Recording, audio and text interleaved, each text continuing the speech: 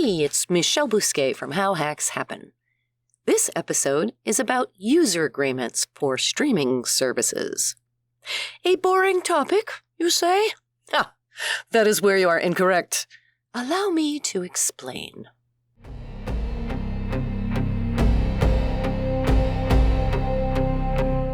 One of my favorite streaming series ever is Black Mirror on Netflix, which is a series of individual stories about some version of a dystopian future where new technology has unexpected consequences. It's like the Twilight Zone, but with a modern twist. Cell phones, artificial intelligence, all that stuff. A lot of the technology in Black Mirror is still pretty far off from happening, if it's possible for it to happen at all. But some of the tech feels like it could be part of the next big announcement by Apple or a research study by MIT. In one of my favorite episodes called Joan is Awful, a woman named Joan suddenly finds that her daily life is the plot of a streaming series, with new episodes every day showing things that happened to her just the day before, but twisted, so Joan comes off looking awful. In my humble opinion, this is one of the better Black Mirror episodes for a number of reasons.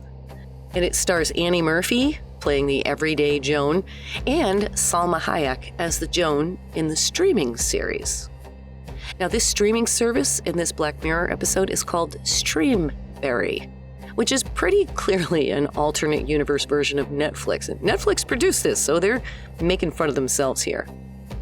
Now, when Joan gets fed up with this invasion of her privacy, she visits Streamberry's legal office to tell them it has to stop. And that's when she finds out a pretty awful truth. I have to say that actually, legally, the Streamberry Corporation can do this. What? How? Trust me, I'm as shocked as you are. But the show is using my life. It's my name, it's my career, it's me. They're using me, so... And you assign them the right to exploit all of that. What? When? Terms and condition. I have never seen this before. You have. You just haven't seen it printed out before. All of that would have popped up on your phone or whatever when you first signed up to Streamberry, and you clicked accept. But, I mean, I had no... How was I supposed to know this? I know, but you did accept it, and so they're in the clear. No. They can't do this to me. There are only so many ways for me to tell you that they absolutely can. Okay, well, Salma Hayek. She licensed her image to them. The entire show is CGI.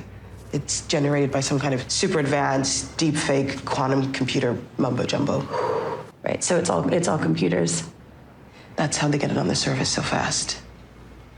But how do they even know what I'm doing? It's the same day. Well, you know when you got your phone face down on the table and you're in your kitchen and you're talking to your friend about, I don't know, shoe deodorizers. And then, you go on your computer and what pops up? A shoe deodorizing ad. Yeah, so? That's how they know. Okay, but the show makes stuff up about me, right? It embellishes things. It makes me look worse than I really am. So, defamation. There's something about creating characters and dialogue for dramatic purposes.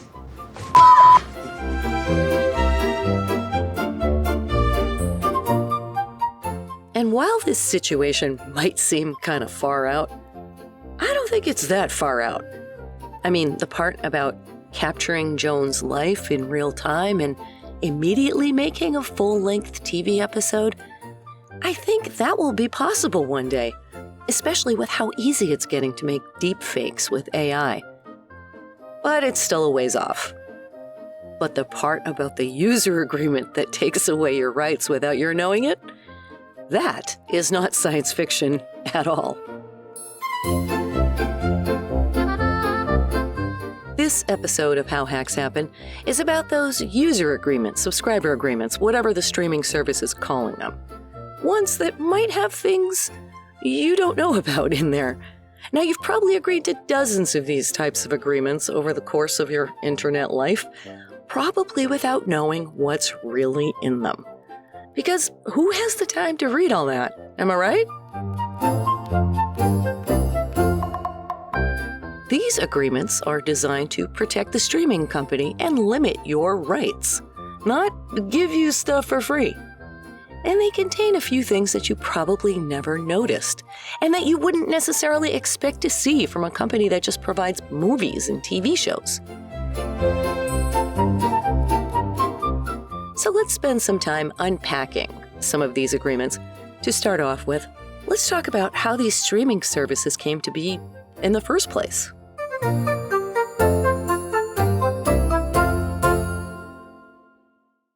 In the early 2000s, streaming services became a popular way to watch movies and TV shows.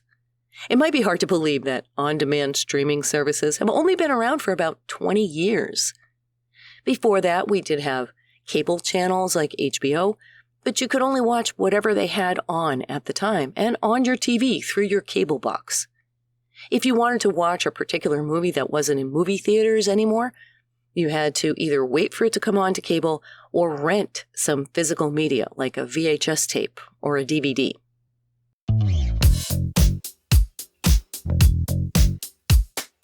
Originally, the chain of stores called Blockbuster was the king of VHS rentals, but then Netflix came along with a DVD service through the mail. It was 1998, and the internet was still pretty new, but Netflix had a website where you could request a movie, and a few days later, a DVD would show up on your doorstep. Then you had a few days to watch it, and then pop it back in the mail to return it. Then, in 2007, Netflix did a little thing. They started offering streaming of movies and TV shows for less than $10 a month. You had to sign up for one of their mail order plans to get the streaming service, but you didn't have to request any DVDs. You could just sign up for the service and then not order any, and just use the streaming service. As soon as I heard about this, I knew I wanted it. At the time, I was traveling a lot for work, and streaming was the obvious answer for me if I wanted to keep up with the shows and movies that I like to watch. I signed up for that Netflix streaming thing so fast, and I canceled all my cable subscriptions. And I never actually ordered any DVDs from Netflix. I just watched the streaming content.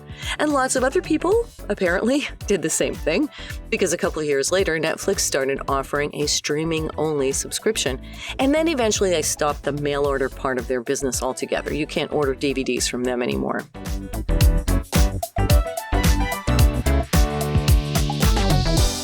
Now, with Netflix starting this streaming subscription in 2007, and also Amazon joining in with Prime Video around the same time, thus began the era of streaming, with more services like Hulu and even HBO entering the game eventually when they realized there's lots of people like me who don't want to subscribe to a cable channel, but will happily fork over a monthly fee to be able to watch whatever I want, whenever I want.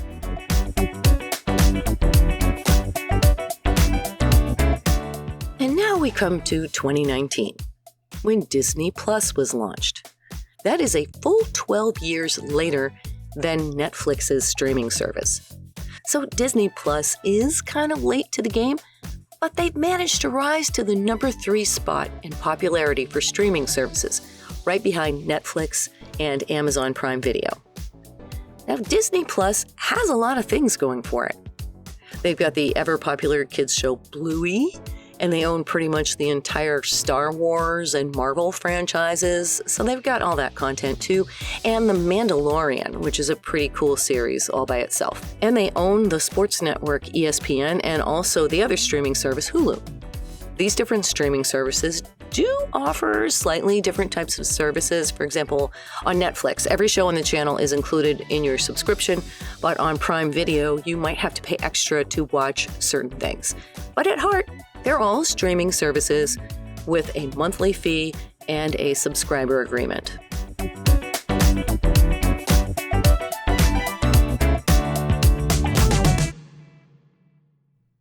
So with these subscriber agreements, what actually are you agreeing to when you click that accept button? Like, why would they need one when all you want to do is click a button and watch a show? Well, apparently there's definitely stuff in there that companies feel like they need to protect themselves from. In the subscriber agreements for all three of these services, there's the usual kind of boring language you would expect about how you can cancel anytime and your account shouldn't be shared. So far, this is all pretty benign. Just companies trying to balance availability and prices and advertising and price tiers and all that stuff. But in all three of the subscription agreements for Netflix, Amazon Prime Video, and Disney Plus, there's a couple of items in there that can maybe be a little worrisome. One of them has to do with waiving your rights to sue the streaming service. The other is the part of agreement that was possibly the downfall of Joan in the Black Mirror episode Joan is Awful.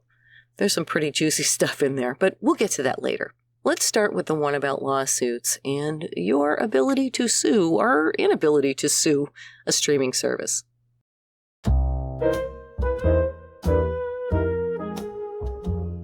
Here's the language from the Disney Plus subscriber agreement, which is written in big all-cap letters, so you can't miss it. Well, unless you don't really read the agreement, which we've already established you probably didn't. So anyway, I will read it to you in my all-caps voice. Here we go. Please read this provision carefully. You are agreeing to resolve all disputes between us through binding individual arbitration and include a class action waiver and jury trial waiver. That's the end of the clause. By a waiver, it means you waive your rights, you give them up. By signing the subscriber agreement, you are giving up your right to sue Disney Plus for any reason whatsoever. I know this sounds weird to have in a subscriber agreement, and personally I agree, like, why would anybody want to sue Disney Plus? But we've got a little story about that later in the episode, so hang in there.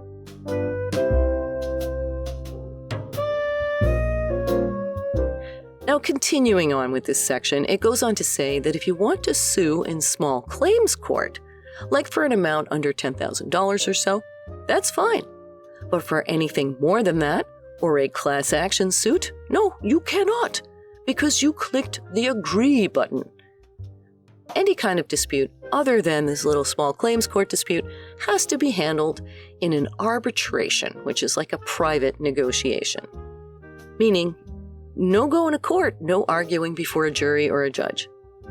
Netflix and Amazon Prime have similar wording in their subscriber agreements, which seems kind of weird to me. Like, how can they impose what a user does with the law in their subscriber agreement?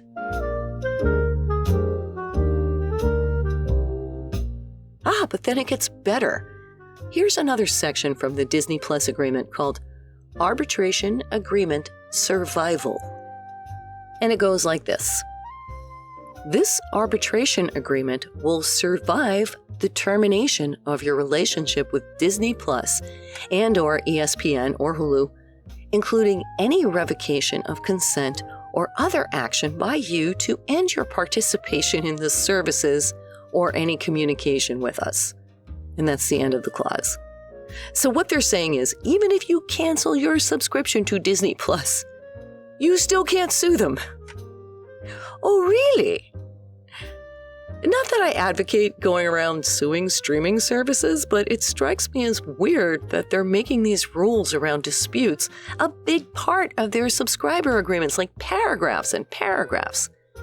I mean, I kind of understand it, because there are people around with too much time on their hands suing for anything and everything, but not being able to participate in a class action suit? I don't think so.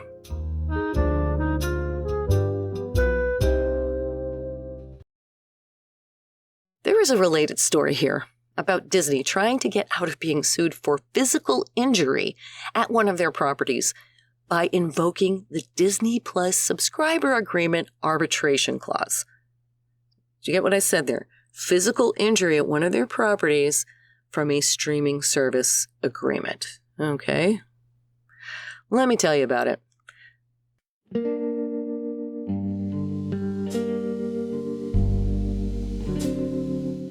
In 2024, a man named Jeffrey Piccolo sued Walt Disney Parks after his wife died from a severe allergic reaction while eating at a restaurant in Disney Springs, which is a plaza owned by Disney. The restaurant, which Disney doesn't own, has advertised that accommodating people with food allergies was its top priority. And Piccolo's wife, whose name is Dr. Kanakporn Tangswan, was deathly allergic to dairy and nuts. According to the lawsuit, the restaurant staff assured them multiple times that the meal was safe for her allergies, but it wasn't. After the meal, Dr. Tangswan suffered a fatal reaction. She died from eating at this restaurant. So, Piccolo filed a wrongful death lawsuit against the restaurant and against Disney, who owned the plaza. It wasn't even a huge lawsuit, just for around $50,000, which I think was just to cover funeral expenses.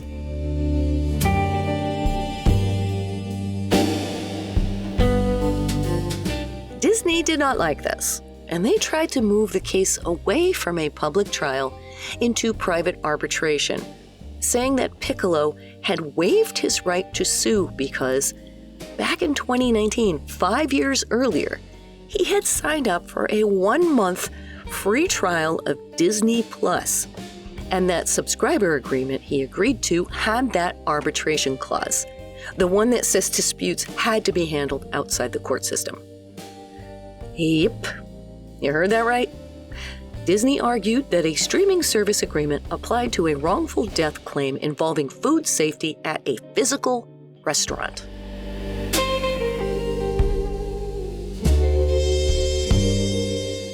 There was a lot of commentary about this from the legal community, mostly just ridicule and outrage. And then Disney reversed its position, and they said, yeah, okay, we'll waive the arbitration clause and allow the case to proceed in court. Well, that's nice. But this poor man, Mr. Piccolo, he wasn't the only one who would have been surprised by this move from Disney, because a study in 2023 showed that 99% of people who sign subscriber agreements are unaware of this arbitration clause. The big takeaway here isn't just about Disney's attitude toward lawsuits. It's about all of us clicking "I agree" without knowing what rights might be taken away just from clicking that button.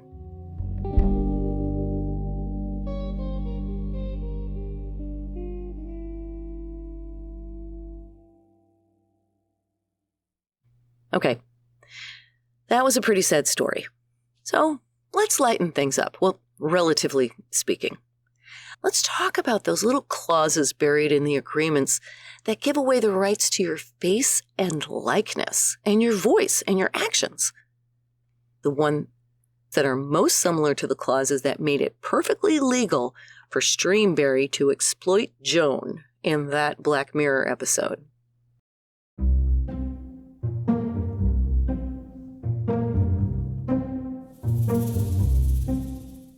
The first set of clauses have to do with ideas submitting to streaming services. They all have similar phrases that say that they don't have to read anything you send them, they don't solicit stuff. But here's one from the Netflix agreement under the heading Feedback. Quote, Netflix is free to use any comments, information, ideas, concepts, reviews, or techniques, or any other material contained in any communication you may send to us. So if I send Netflix my fabulous screenplay, and all of a sudden they produce a series with that exact same plot and characters, they can just do that without my approval or without compensating me at all? Well, yes and no. These clauses are in there because streaming companies that produce their own content, like Netflix and Disney Plus and Prime, they get all kinds of pitches and scripts sent to them, most of which they never read.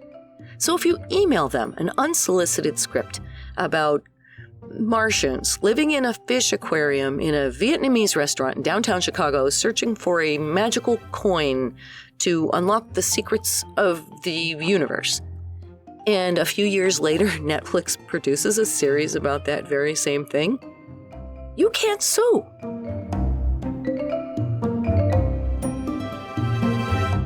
This isn't the streaming companies being jerks.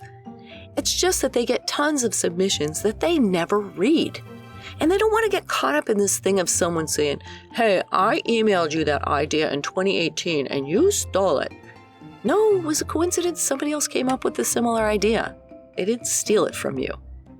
And the thing is, while you can copyright a script, like the actual words in the script, you can't copyright an idea. And these streaming companies get sued all the time for supposedly using someone's idea or copying their idea. Disney in particular gets sued a lot. And this type of clause in the user agreement is designed to cut down on that.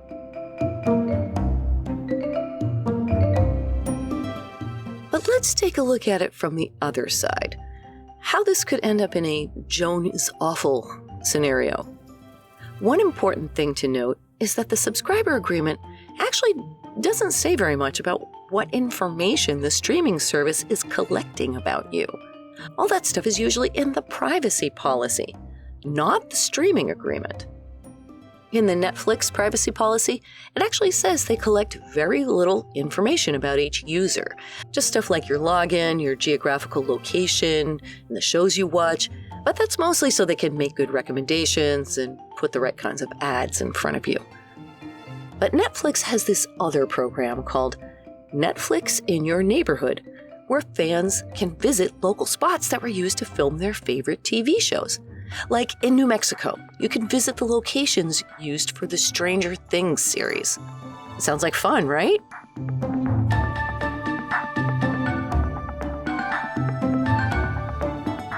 Well, it would be fun, but the privacy policy for Netflix in Your Neighborhood is a thing all on its own, which I shall read to you. Oh, and I should tell you, though, that in this next section, every time I say Netflix, in the agreement, it actually says Netflix and all these other affiliated properties. To simplify, I just say Netflix. And other than that, this is the exact language in the privacy policy for Netflix in Your Neighborhood. Here we go.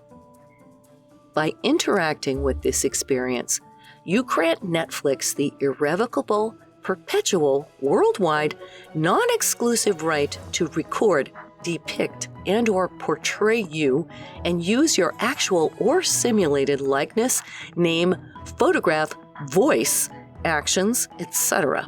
in connection with the development, production, distribution, exploitation, advertising, promotion, and publicity of this experience. And that's the end of that clause.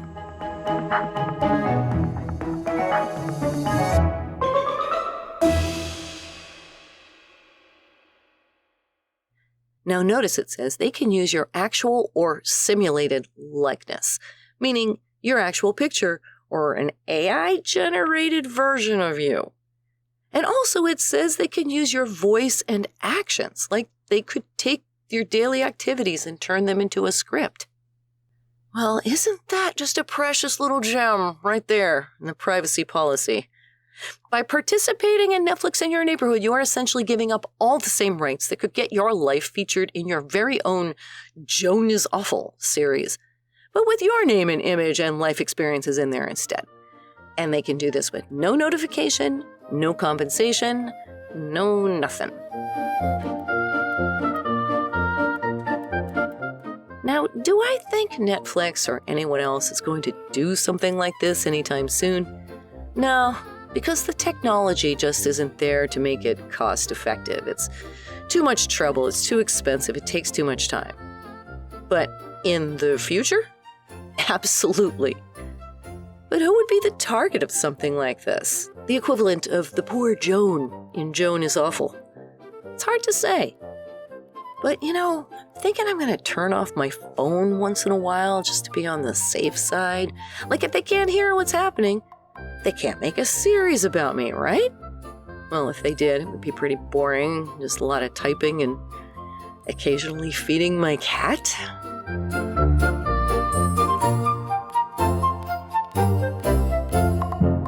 This is Michelle Bousquet of How Hacks Happen, reminding you to check those subscriber agreements and at least know what you're signing. See you next time on How Hacks Happen.